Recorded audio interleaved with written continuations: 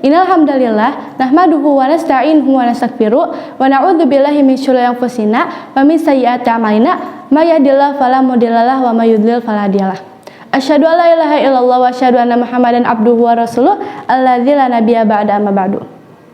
Pertama-tama dan yang paling utama, mari kita panjatkan puji serta syukur kita kehadirat Allah Subhanahu wa taala yang telah memberi kita beribu-ribu kenikmatan, yang diantaranya nikmat iman, nikmat Islam, serta nikmat yang sering kita lupakan, yakni nikmat sehat dan juga nikmat sempat. Salawat serta salam mari kita curah limpahkan kepada junjungan kita, yakni Habibana wa Nabiyana Muhammad sallallahu alaihi wasallam yang telah membawa ajaran Islam dari zaman jahiliyah menuju zaman Islamiyah. Sahabat kurma manis sekalian, apakah kalian pernah mendengar kisah Ar-Rajal bin An-Nufuwah? Siapakah Ar-Rajal bin An-Nufuwah? Ar-Rajal bin An-Nufuwah dahulu merupakan salah satu dari kalangan sahabat Nabi. Beliau sering duduk bersama Rasulullah dan juga sahabat yang lainnya. Ada satu saat tatkala beliau sedang duduk bersama sahabat yang lainnya dan juga Rasulullah, lalu Rasulullah Shallallahu alaihi wasallam bersabda sehingga membuat seluruh sahabat pun ketakutan. Beliau bersabda, "Inna fikum la rajulan dursuhu min nari a'zamu min jabali Uhud." Yang artinya, sesungguhnya salah satu di antara kalian akan ada yang gigi gerhamnya di neraka dan melebihi besarnya gunung Uhud. Pada saat itu, sahabat ketakutan karena kabar yang disampaikan oleh orang yang tidak akan pernah bohong. Disampaikan dari langit yang tidak akan meleset. Karena kabar ini 100% akan benar. Singkat cerita, sahabat yang waktu itu bersama Nabi satu persatu mulai meninggal, sehingga tersisa Abu Hurairah dan juga Ar-Rajal bin An-Nufuwah.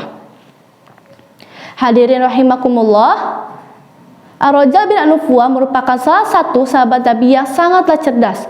Beliau Islam di hadapan Rasulullah dan juga mendapatkan ilmu langsung dari Rasulullah. Beliau merupakan ahli di bidang Al-Quran dan juga sering berbuat amal kebaikan. Pada masa kekhalifahan Abu Bakar As-Siddiq menunjuk Ar-Rajal bin An-Nufuwah untuk memberantaskan Musailamah Al-Kadzab. Dengan modal ilmunya, beliau berhasil berangkat dengan keberanian dan juga kepedean yang cukup tinggi. Di sisi lain, Abu Hurairah merasa cemas karena teringat sabda Rasulullah Shallallahu alaihi wasallam.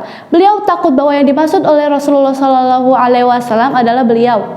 Keringat beliau bercucuran, beliau juga merasa was-was dan juga khawatir merasuki tubuhnya. Beliau tidak bisa berhenti cemas hingga satu takdir menyingkapkan tabir siapa sih orang yang celaka itu. Hadirin rahimakumullah, Ar-Rajal bin An-Nufuwah pun berangkat dan berhasil datang di tengah-tengah Bani Hanifah. Sebelum beliau berhasil berbicara dengan Musailamah Al-Kadzab, beliau ditawarkan dengan kemegahan dan juga jabatan. Dengan iming-iming setengah kerajaan yang diberikan oleh Musailamah Al-Kadzab, beliau tergiur dan juga tergoyahkan imannya. Banyaknya ibadah yang beliau amalkan terbuang sia-sia. Puasanya, salat, sikap zuhud, kekhusyuannya melebur seketika karena kemegahan dan juga jabatan Musailamah Al-Kadzab. Pada akhirnya, kerusakan yang dibuat oleh Ar-Rajal melebihi kerusakan yang dibuat oleh Musailamah Al-Kadzab. Bermodalkan hubungannya dengan Rasulullah dan juga bermodalkan kecerdasannya, banyak orang yang berbondong-bondong murtad dan juga mengakui kenabiannya Musailamah Al-Kadzab. Sahabat kurma manis rahimakumullah, tepat pada tahun 12 Hijriah terjadi perang Yamamah yang dikerahkan oleh Abu Bakar As-Siddiq untuk menumpaskan kaum murtad. Perang ini tidak bisa dielakkan lagi. Pasukan yang dipimpin oleh Khalid bin Walid berhasil menumpaskan pasukan Musailamah Al-Kadzab.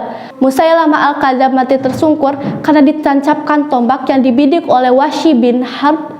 Di sisi lain, Ar-Rajal bin An-Nufuwah juga mati dalam keadaan kafir di tangan Zaid bin Al-Khattab, saudara seayahnya Umar bin Al-Khattab, mati dalam keadaan hina.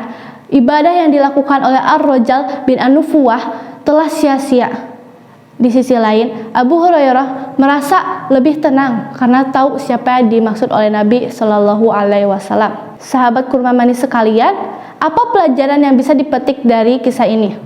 Pelajaran pertama, bahayanya fitnah ilmu. Ar-Rajal datang dalam keadaan banyak ilmu di bidang Al-Quran dan meninggal dalam keadaan membawa kalimat-kalimat kekafiran yang bertentangan dengan Al-Quran. akibatnya sangat berbahaya. Mengapa demikian? Karena ar-rajal merupakan orang yang sangatlah cerdas. Masyarakat awam menganggap bahwa ar-rajal merupakan orang yang cerdas yang bisa dipercayai kepercayaannya.